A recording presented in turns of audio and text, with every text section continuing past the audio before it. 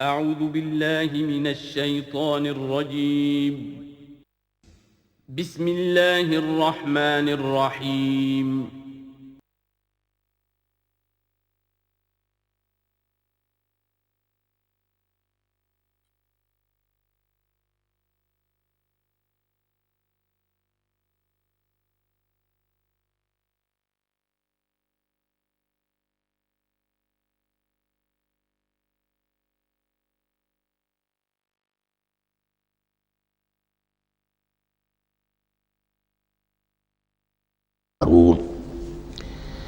اس حقیقت کو اس دور میں اپنے مطالعے کی محدودیت کا اعتراف کرتے ہوئے عرض کر رہا ہوں کہ میرے نزدیک جس قدر پرشکوہ انداز میں علامہ اقبال نے بیان کیا ہے اسی کیفیت کو وہ شاید اس کی کوئی مثال نہ مل سکے۔ فاش گویم آنچ در دل مزمرست یہ کتابیں نیست چیزیں دیگر است، میں صاف ہی کہہ دیتا ہوں جو میرے دل میں چھپی ہوئی بات ہے۔ فاش گویم آنچ در دل مزمرست یہ کتابیں نیست، اس قرآن کو کتاب نہ سمجھنا، یہ کچھ اور شے ہے، چیزیں دیگر است۔ اب وہ چیزیں دیگر کیا ہے؟ وہی جو میں نے عرض کیا، ذات باری تعالی اور کلام کا صفت باری تعالی ہونا، اس کے بنا پر جو مناسبت ہے، جو قرب ہے، جو مشابہت ہے۔ مثل حق پنہاؤ ہم پیداستو زندہ و پائندہ و گویاستو، اس کلام میں اللہ تعالیٰ کی ساری صفات کا انعکاس موجود ہے۔ یہ بات ویسے بھی سمجھ میں آتی ہے، کوئی شخص ذرا گفتگو کرے، چند جملے جب وہ ادا کرے گا اپنی زبان سے تو معلوم ہو جائے گا کہ اس کے فہم کا، اس کی دانش کا، اس کے مطالعے کا حدود اربع کیا ہے اور اس کے ذہن کی سطح کیا، سمجھ میں آ جائے گی بات۔ اس لیے کہ کلام جو ہے وہ متکلم کی پوری شخصیت کی عکاسی کر رہا ہوتا ہے۔ تانت بازی راگ پایا، چند جملے کسی نے کہا، پتہ چل گیا کہ یہ کس سطح کے آدمی ہیں، علمی اعتبار سے، معلوماتی اعتبار سے، تہذیبی اعتبار سے، کلچرڈ ہیں یا نہیں ہیں، یہ ساری باتیں چند جملوں میں واضح ہو جائیں گی۔ تو اللہ تعالیٰ کی بھی جملہ صفات کا عکس اس قرآن میں موجود ہے۔ ان میں سے جن چند چیزوں کا ذکر علامہ نے شعر میں کیا، وہ جو سورہ حدید کی آیت ہے، هو الاول والآخر والظاہر والباطن، اللہ الظاہر بھی ہے الباطن بھی ہے، اتنا ظاہر کہ اس سے زیادہ ظاہر کوئی شے نہیں اور اتنا باطن کہ اس سے زیادہ چھپی ہوئی کوئی شے نہیں۔ اسی لیے حضور سے جو منقول ہیں الفاظ کہ پروردگار انت الظاہر فلیس فوقک شیء وانت الباطن فلیس دونک شیء، یہی کیفیت قرآن کی ہے۔ مثل حق پنہاؤ ہم پیداستو، پنہا بھی ہے ظاہر بھی ہے، جیسے ذات باری تعالی اور جیسے اللہ تعالیٰ کی شان ہے جو آیت الکرسی کے شروع میں آئی، الحی القیوم، مثل حق پنہاؤ ہم پیداستو زندہ و پائندہ و گویاستو، یہ قرآن جو ہے اللہ تعالیٰ کی صفات کا ایک عکس اپنے اندر رکھتا ہے۔ اس سے ذرا آگے چلیے، کلام کے بارے میں۔ اب کلام الہی ظاہر بات ہے کہ صفت ہے اور صفت قدیم ہے، اللہ کی صفات حادث نہیں ہے،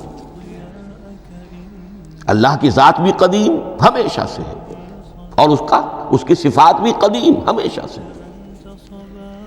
اور یہ جو کلام الہی ہے ظاہر بات ہے کہ یہ جو ہماری زبان کے حروف و اصوات ہیں، کلام الہی تو ان سے منزہ ہے، مبرہ ہے، ماورا ہے، اعلیٰ ہے، عرفہ ہے۔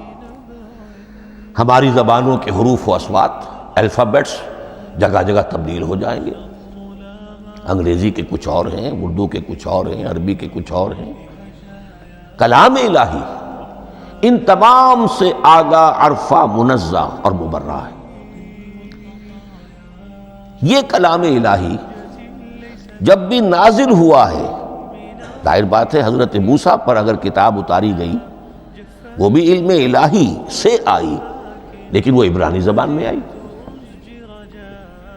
حضرت عیسیٰ علیہ السلام پر انجیل اتاری گئی، ہم یقین سے نہیں کہہ سکتے، دو میں سے کسی ایک زبان میں اتاری گئی ہوگی، یا عبرانی ہوگی، اس لیے کہ شام کے جس علاقے میں، فلسطین کے جس علاقے میں ان کی پیدائش ہوئی اور جہاں وہ دعوت و تبلیغ کے لیے گھومتے رہے، اس کے عوام کی زبان تھی آرامی اور خواص کی زبان تھی عبرانی، ہیبریو۔ تو یا تو وہ بھی تورات کی طرح عبرانی ہی میں نازل ہوئی تھی یا آرامی میں ہوگی، لیکن اب کوئی نسخہ نہ ہیبریو کا، کوئی قدیم نسخہ دنیا میں موجود ہے، نہ آرامی کا۔ جو سب سے پرانا نسخہ ملتا ہے انجیل کا وہ اس کا ترجمہ ہے، لیٹن زبان کا ترجمہ ہے یا گریک ترجمہ ہے، اصل کوئی نہیں۔ بہرحال جب وہ کلام الہی محمد الرسول اللہ پر نازل ہوا، اب اس نے حروف و اصوات کا وہ جامہ پہنا کہ جو عربی زبان کے ہیں۔ یہی وجہ دیکھیے، میں نے جو آیت سورہ حامیم، یہ جو سلسلہ سور ہے اس میں سے سورہ زخرف کی آیت جو میں نے آپ کو سنائی، حامیم والکتاب المبین انا جعلناہ قرآنا عربیا لعلکم تعقلون، ہم نے بنا دیا ہے اپنے اس کلام کو قرآن عربی، اس کو عربی حروف و اصوات کا جامہ ہم نے پہنا دیا ہے، انا جعلناہ قرآنا عربیا لعلکم تعقلون، کہ چونکہ مخاطب اول جو قوم تھی امیین، ان کی زبان عربی تھی، لعلکم تعقلون، تاکہ تم اس کو سمجھ سکو۔ اب اس سے آگے چلیے، اصل قرآن مجید کے 3 مقامات سے معلوم ہوتا ہے، اصل قرآن اللہ کے پاس ہے۔ یہ قرآن جو ہمارے پاس ہے، مصحف عثمان رضی اللہ تعالی عنہ، یہ اس قرآن کی مصدقہ نقل ہے۔ اصل قرآن کہاں ہے؟ ایک جگہ فرمایا بل ہوا قرآن مجید فی لوح محفوظ، لوح محفوظ میں ہے، اصل قرآن وہاں ہے۔ اسی طریقے سے اسی سورہ زخرف کی اگلی آیت کیا ہے؟ ہم نے اسے عربی قرآن بنا کر اتارا، لیکن اصل قرآن کیا ہے؟ وَإِنَّهُ فِي أُمِّ الْكِتَابِ لَدَيْنَا لَعَلِيٌّ حَكِيمٌ، حقیقت میں تو یہ ام الکتاب میں ہے جو ہمارے پاس ہے، اور علی ہے بہت بلند، حکیم بڑی حکمت والا، یا محکم مضبوط، حکیم کے دونوں معنی ہیں۔ استحکام بھی اسی ہے کاف اور میم کے مادے سے بنا ہے، کسی شے کا پختہ ہو جانا، مضبوط ہو جانا، اور عقل کی پختگی وہ حکمت ہے، وہ دانائی ہے۔ اس اعتبار سے نوٹ کیجئے، اصل قرآن کہاں ہے؟ لوح محفوظ میں۔ اصل قرآن کہاں ہے؟ ام الکتاب میں۔ اسی کو کہا گیا ہے ایک اور مقام پر، فی صحف مکرمۃ مرفوعۃ مطہرۃ بایدی سفرۃ کرام بررہ۔ یہ قرآن، اصل قرآن تو بڑے صحیفوں میں، ان صحیفوں میں ہے، ان صفحات میں ہے، ان اوراق میں ہے، جس کی شان کیا ہے؟ مکرمۃ، ان کی انتہائی تعظیم کی جاتی ہے، مطہرۃ، نہایت پاک صحیفے، فی صحف مکرمۃ مرفوعۃ، بلند و بالا، مطہرۃ بِأَيْدِي سَفَرَةٍ كِرَامٍ بَرَرَةٍ، ان فرشتوں کے ہاتھ میں جو بہت باعزت، بہت اونچے درجے کے، ان کے ہاتھوں میں ہے۔ وہ لوگ ہیں کہ جن کی تحویل میں ہے یہ کلام پاک، فی صحف مکرمۃ مرفوعۃ مطہرۃ بِأَيْدِي سَفَرَةٍ كِرَامٍ بَرَرَةٍ۔ اب اسی کو بیان کیا ہے سورہ واقعہ میں، فلا اقسم بمواقع النجوم، تو نہیں، میں قسم کھاتا ہوں ستاروں کے ڈوبنے کی جگہ کی۔ وَإِنَّهُ لَوْ تَعْلَمُونَ لَقَسَمٌ عَظِيمٌ، وَإِنَّهُ لَقَسَمٌ لَوْ تَعْلَمُونَ عَظِيمٌ، اور اگر تم جان سکتے تو یہ بہت بڑی قسم ہے جو ہم نے کھائی ہے، بہت بڑی گواہی ہے جو ہم نے پیش کی ہے۔ اب تدریجاً اس کا انکشاف ہو رہا ہے. یا آج جو تصور ہے بلیک ہولز کا، اس سے کچھ اندازہ ہوتا ہے یہ ستارے کہاں ڈوب جاتے ہیں. بڑے بڑے ستارے نسیم منسیہ ہو جاتے ہیں، ستارے نہیں پوری گیلیکسیز اس میں گم ہو جاتے ہیں. وہ مقبرے ہیں بڑی بڑی گیلیکسیز کے.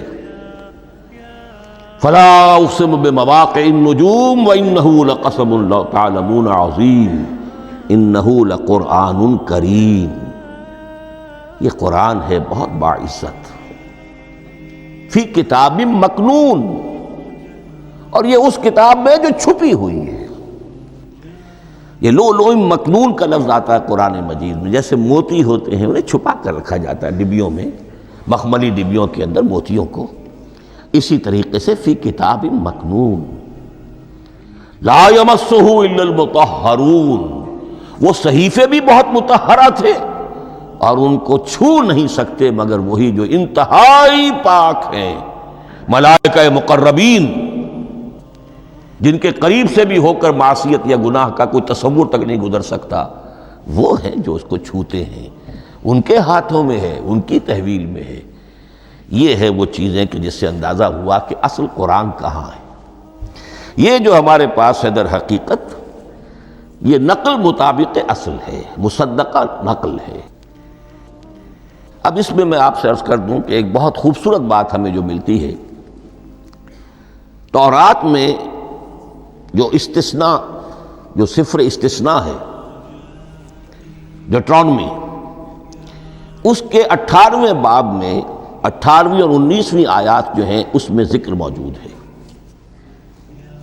میں ان کے لیے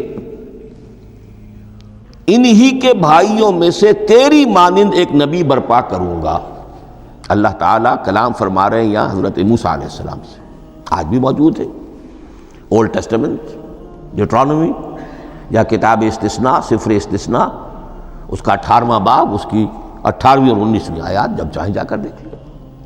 میں ان کے لیے ان کے بھائیوں ہی میں سے تیری مانند ایک رسول اٹھاؤں گا. میں ان کے لیے انہی کے بھائیوں میں سے تیری مانند ایک نبی برپا کروں گا اور اپنا کلام اس کے منہ میں ڈالوں گا، اور جو کچھ میں اس سے کہوں گا وہی وہ ان سے کہے گا.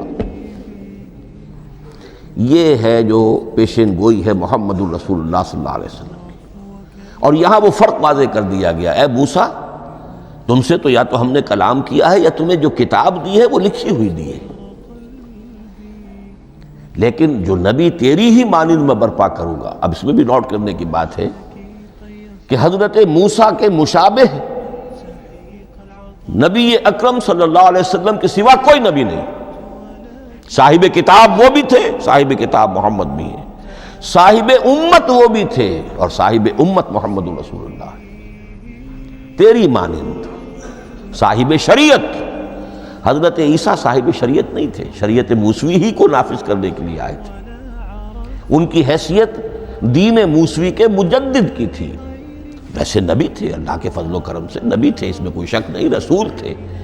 لیکن یہ کہ ان کے کام کی نوعیت کیا تھی، اس لیے کہ کوئی نئی شریعت لے کر نہیں آئے. اب بھی انجیل میں الفاظ موجود ہیں، don't think I have come to destroy law. The Mosaic law جسے یہ کہتے ہیں، شریعت موسوی، وہ تم پر نافذ رہے گی، تم اس کی پابندی کرو گے.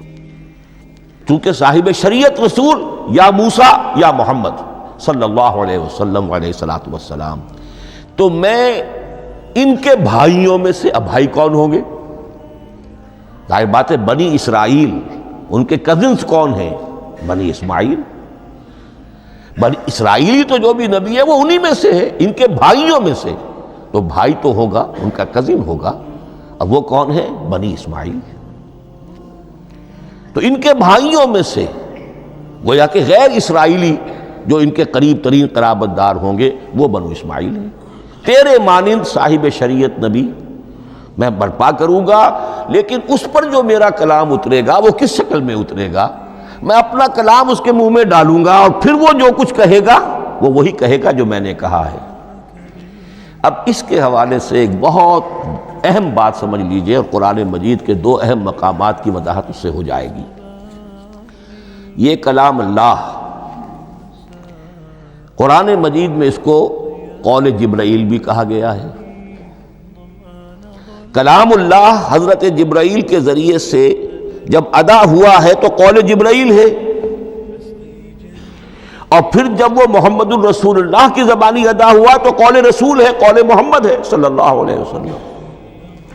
یہ قول اللہ بھی ہے، قول جبرائیل بھی ہے، اور قول محمد بھی ہے بیک وقت۔